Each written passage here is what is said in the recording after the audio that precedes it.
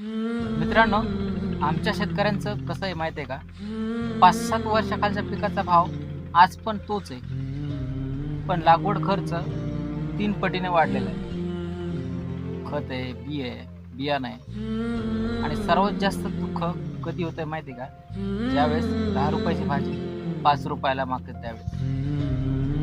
आणि आमच्या शेतमालाचा भाव पाडून वार्षिकी लाखो रुपये लुटतात. पण आमची नाराजी दूर करण्यासाठी 500,000 रुपयाची एखादी योजना काढते. नाही, खरंच तुम्हीच विचार करा ना. मोठमोठ्या कंपन्या 1 लिटर पाणी 20 रुपयात देतात.